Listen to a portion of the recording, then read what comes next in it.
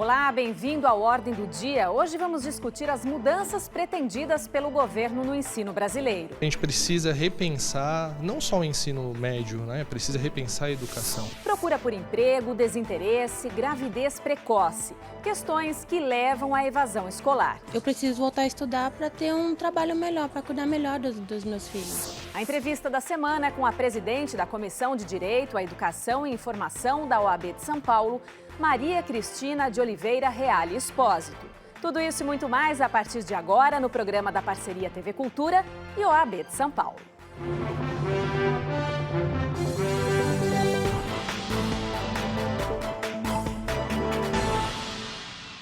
A reforma do ensino médio e a PEC dos gastos públicos, que fixam limite para os próximos 20 anos, provocam um intenso debate sobre os rumos da educação no país.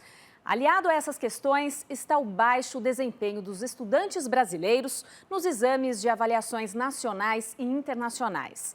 Nossas reportagens e entrevistas de hoje discutem os problemas e propõem soluções para a área educacional. Podemos começar?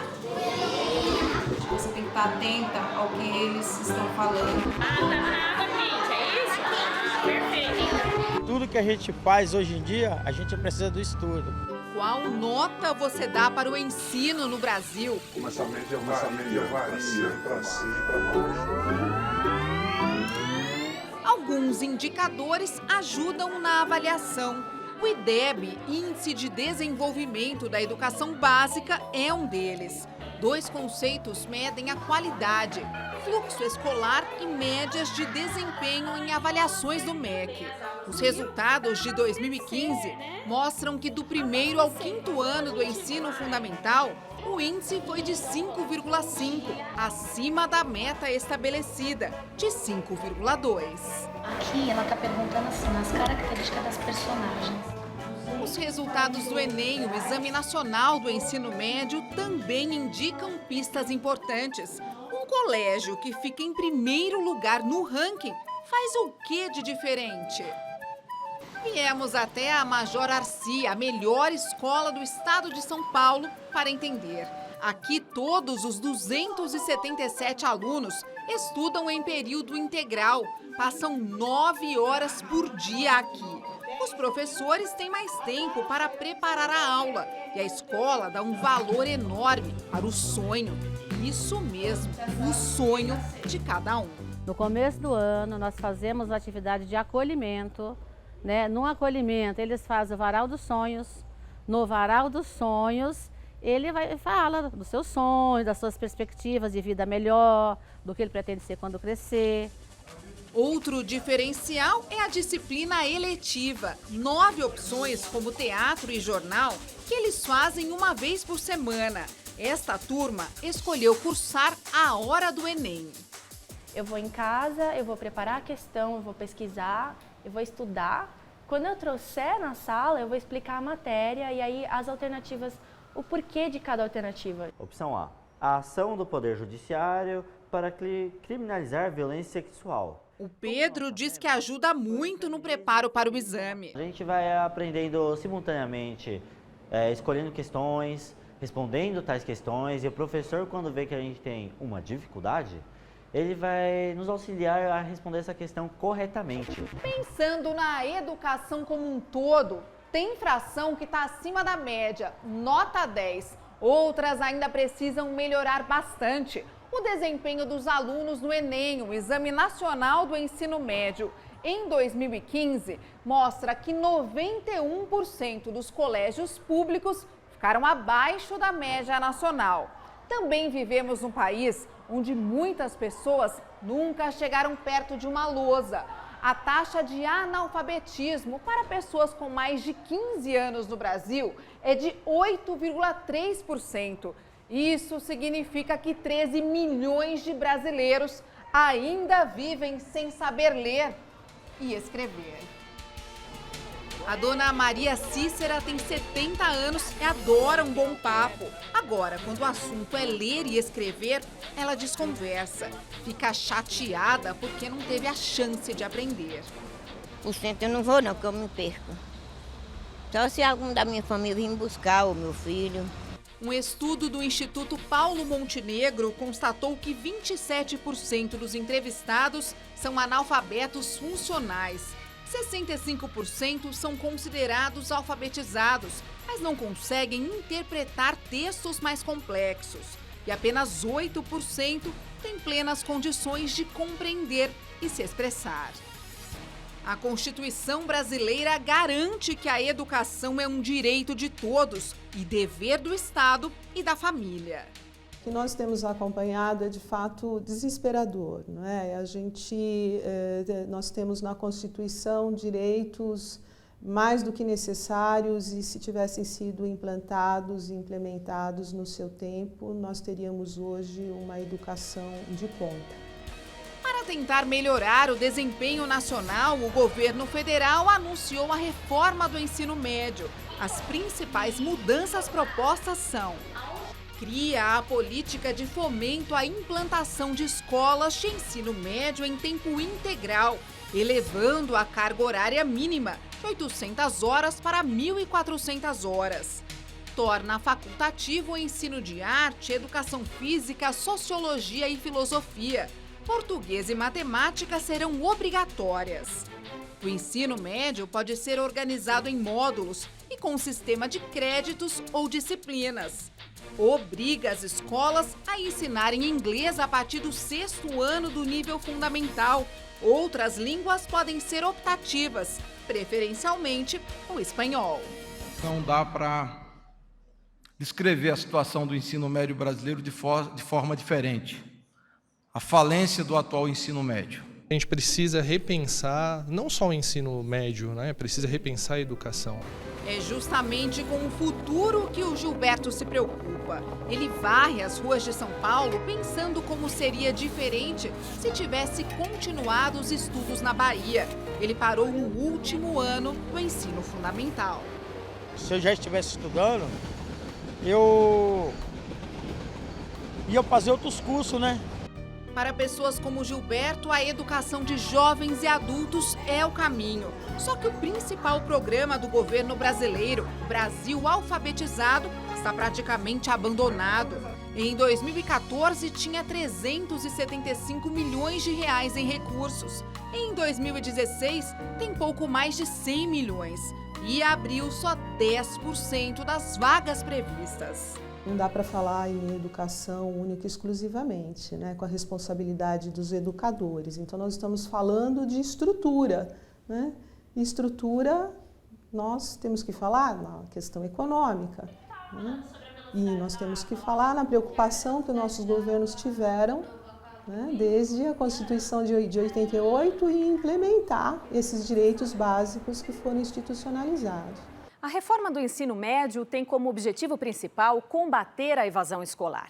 Há vários motivos que levam os jovens a abandonar a sala de aula. Vão desde a busca por um trabalho ou a gravidez precoce, situações fora da ordem.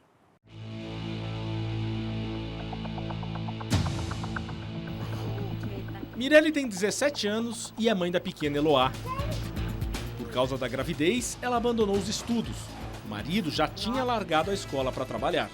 Parou de estudar na 6ª ou 7ª série. Eu não tenho certeza que ele queira voltar, não. A gravidez é o principal motivo que leva adolescentes de 15 a 17 anos a interromper os estudos. Entre os rapazes, a necessidade de trabalhar é a maior razão da evasão escolar.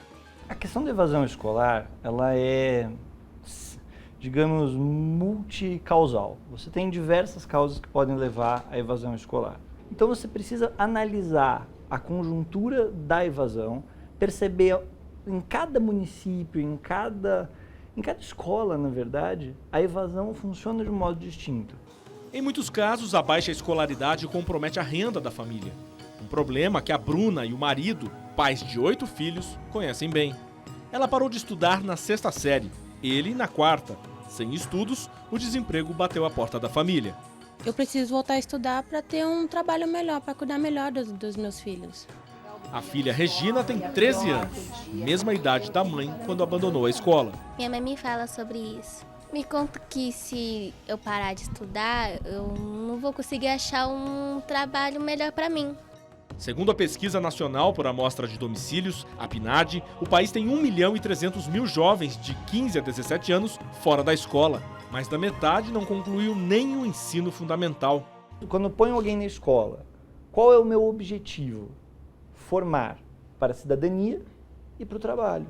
De cada 300 jovens que procuram o Núcleo Brasileiro de Estágios, 70% abandonaram o colégio para trabalhar e saem frustrados porque o estágio exige estar matriculado no ensino regular. Por isso, a Bruna e a Mirelle fazem planos para o futuro. Eu pretendo voltar a estudar, terminar meu estudo e nesse negócio trabalhar, fazer cursos que precisa também, para mim poder dar uma vida melhor para eles. Agora que eu tenho ela, eu também não penso só em mim, né? Agora é mais ela do que eu. Meu nome é Cíntia. O governo é obrigado a me matricular na escola que eu escolher? O governo é obrigado a matricular a criança na escola, mas não na escola que ele quiser.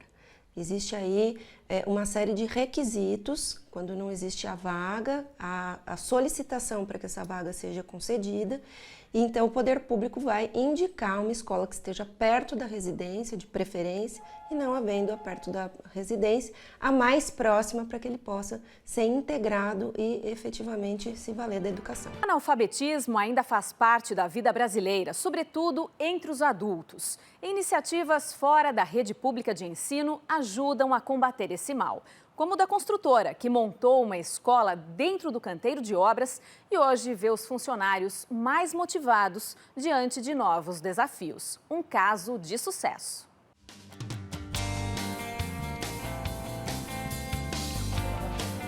Entre tijolos e cimento, a empresa que já fez centenas de prédios construiu uma oportunidade de aprendizagem para os funcionários. Primeiro, constatou que 25% deles não acompanhavam cursos importantes, como o de segurança do trabalho, porque eram analfabetos. Depois, ergueu a solução, transformou o canteiro de obra em sala de aula. Professores conveniados de ONGs, da rede pública de ensino e do SESI foram chamados. Os operários trocaram as ferramentas pelo caderno. E o projeto Escola Nota 10 foi ganhando força. Em 4 anos, 2.300 operários frequentaram o programa em 74 cidades. Eu estou me sentindo a rainha da cocada preta. Me senti muito mesmo, porque só de saber dessa oportunidade que eu tive de aprender as letras, de separar, de botar vírgula, né? Então, para mim, foi muito importante. Segundo a empresa, a maioria dos estudantes trabalha como servente ou pedreiro nas obras. Por isso, as aulas acontecem logo no começo da jornada de trabalho. Como o esforço físico é bem grande, eles ficariam cansados se tivessem que estudar depois. Eu sou pedreiro, de repente aparece outra coisa para mim fazer melhor do que trabalhar de pedreiro, que seja na mesma empresa, e eu já sei ler um pouco também, que entendo, né? O resultado da ação também foi positivo para a empresa. A rotatividade entre os funcionários caiu 25% e a produtividade aumentou 20%. Essas pessoas passaram a ganhar mais. A produtividade cresceu, o salário delas aumentou. E o outro ponto extremamente positivo é quando essas pessoas eventualmente se desligam da empresa, ela carrega com ela para o resto da vida o impacto. Uma questão polêmica num país laico: o ensino religioso nas escolas. Fique por dentro.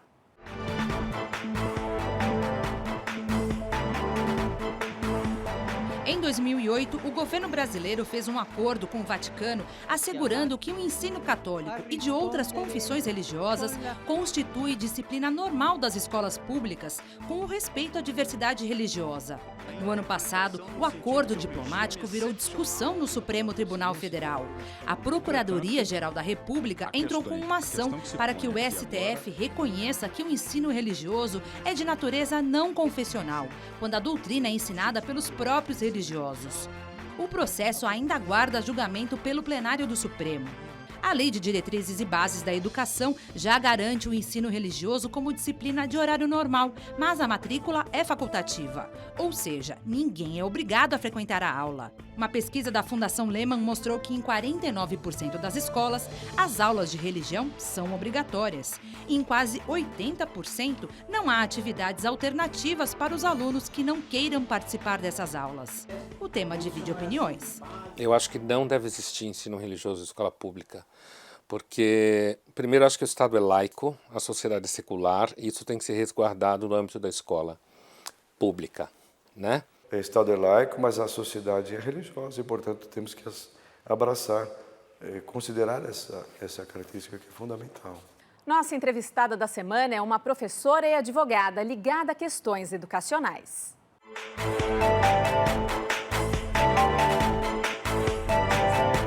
A nossa entrevistada de hoje é presidente da Comissão de Direito à Educação e Informação da OAB de São Paulo, doutora Maria Cristina de Oliveira Reale Espósito. Doutora, a educação é um direito básico e fundamental. No entanto, o que se vê no Brasil é um abismo entre o ensino público e o privado em favor desse último, o que significa dizer, em última instância, em favor dos que têm maior renda. Isso não fere o artigo 5º da Constituição, que diz que todos são iguais?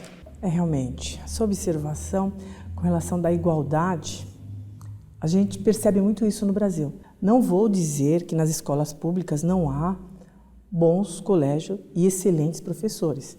Podemos até citar, tem escolas aqui por todo o Brasil que são referência. Basta verificarmos nos projetos que há da docência, das escolas de referência aqui no Brasil. Mas, no entanto, o índice é muito pequeno. Poucas escolas sobreviveram. Por quê? O crescimento da população também, a crise que nós hoje estamos enfrentando no país, em que a educação está sendo deixada pelo poder público num segundo momento. Isso é muito triste, porque a educação é um direito essencial, fundamental e básico ao estudante. Nas últimas 2 décadas, o país deu um salto quantitativo no que diz respeito à educação, mas a qualidade ainda deixa muito a desejar. Mas se a vaga é um direito facilmente reconhecido pela Justiça, por que a dificuldade de se cobrar judicialmente a qualidade, se é ela que eterniza a nossa desigualdade? Hoje, o que ocorre no Brasil? A judicialização de tudo. Então, nosso judiciário enfrenta o quê? Uma quantidade enorme de processos, que tem uma fila de espera e é um processo judicial que, ganhando, tem a liminar e que essa pessoa que tem a liminar irá passar à frente daqueles outros que estão na fila. Agora, e a qualidade do ensino? Também vejo que isso é importante, de requerer via judicial, porque a falta de laboratório, a falta de espaço, de uma biblioteca que condiz. Aí nós já estamos o quê? De uma falta de eficiência e eficácia do poder público na prestação do serviço à educação. Escolas particulares foram recentemente ao Supremo Tribunal Federal questionar o Estatuto do Deficiente no que diz respeito ao ensino inclusivo. Mais uma vez, nós não estamos falando da garantia do direito à igualdade? Além de ferir o princípio da igualdade, da discriminação também. E a educação é para todos. Não deve ter diferença em o ensino. A partir do momento que há a exploração dessa atividade econômica, que é um serviço essencial, tem que atender a todos, independente de raça, credo, ou se é uma pessoa que tem uma necessidade especial, portadora de alguma deficiência, e que necessite de todo o aparelho, toda a acessibilidade de profissionais que atuem com relação a esse estudante. As empresas são obrigadas a oferecer creche para os filhos dos funcionários? Sim, as empresas têm a obrigação de destinar um espaço físico para que essas mães possam deixar os filhos no horário do trabalho. Caso as empresas não tenham esse espaço físico, elas podem optar pelo auxílio creche, que é um direito do trabalhador. Esse auxílio serviria, portanto, para que essa mãe pudesse pagar uma creche e manter essa criança numa creche, mas efetivamente essa criança estudando. É o momento de ouvir a opinião do presidente da OAB São Paulo, Marcos da Costa. O direito à educação é constitucional. Está no capítulo dos direitos sociais básicos do cidadão, ao lado de outros, como o direito à saúde, alimentação, trabalho, moradia e lazer, e uma extensa lista de garantias que compõem a base de uma vida decente. O debate em torno das melhorias necessárias no sistema educacional não é novo, mas a reforma do ensino médio e a PEC dos gastos públicos intensificou a urgência de analisar a temática e o país não pode perder essa oportunidade. Além da modernização do currículo, que confere a qualidade da educação, há outros aspectos relevantes e que dependem de políticas públicas para a concretização da importância da formação do cidadão na sociedade. Por exemplo, no desafio de combater a evasão escolar, quando muitos adolescentes saem das escolas para procurar emprego e ajudar no orçamento da família. É preciso engajar os pais de modo eficaz na busca por saídas, para que o jovem não saia prejudicado no contexto, ao deixar de lado a educação e a oportunidade de desenvolver-se. A Constituição Federal prevê os direitos necessários, mas em 28 anos que vigora, o país ainda não fez valer esses direitos fundamentais. As comissões da OAB, como a de Direitos à Educação e à Informação, atuam de forma a unir instituições especialistas com o fim de contribuir para a formatação de diretrizes e ideias. Além disso, informar é um grande passo para reforçar o trabalho de conscientização social. Esta é uma maneira que a OAB de São Paulo se encontrou para trazer você para o debate. Uma escola pode aumentar a mensalidade acima da inflação? A escola pode aumentar a mensalidade. Existe uma lei que regulamenta o aumento das mensalidades das escolas privadas, mas obviamente que esse aumento não pode ser abusivo. Existe toda uma regra para que esse aumento seja feito e uma vez que se constata a abusividade, ela deve ser levada ao Poder Judiciário para ser questionada, para ser analisada. Nossa dica cultural de hoje leva você até o pátio do colégio, sítio arqueológico da primeira construção na cidade de São Paulo. Vamos ver.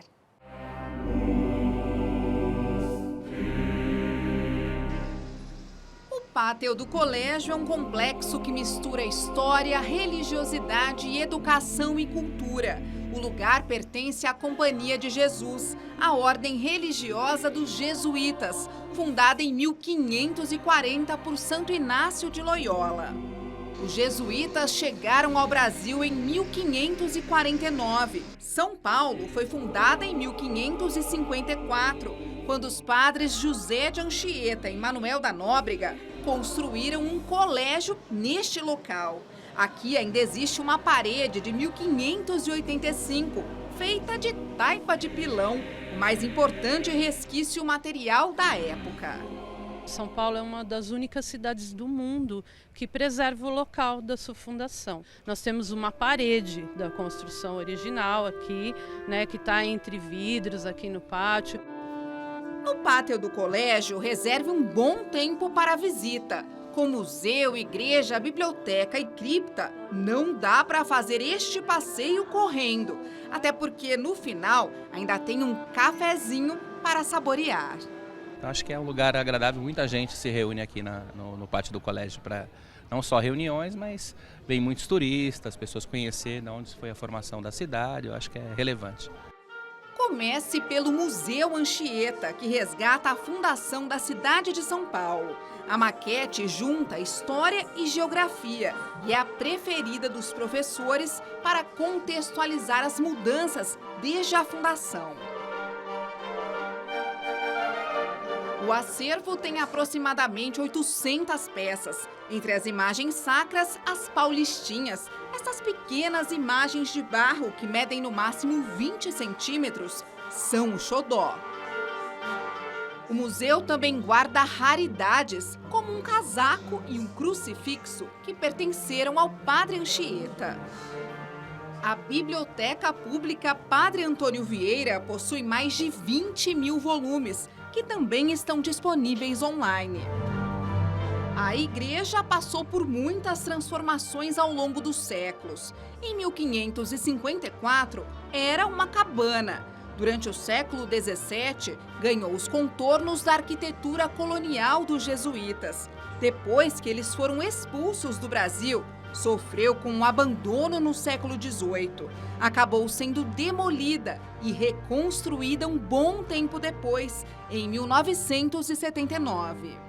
No museu, eles vão poder saber um pouquinho mais profundamente de qual foram as transformações da cidade de São Paulo, as transformações sofridas pela Companhia de Jesus ao longo desse tempo, né? Então a gente consegue ter essa imagem muito clara do que foi esses primeiros anos aqui em São Paulo e como a cidade de São Paulo vai se transformando, né? O pátio do colégio fica no centro de São Paulo. Visitas podem ser agendadas pela internet.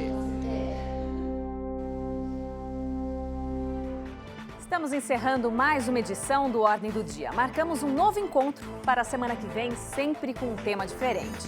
Ordem do Dia, programa que une a TV Cultura e a Ordem dos Advogados do Brasil, Seção São Paulo. Tchau, uma boa semana.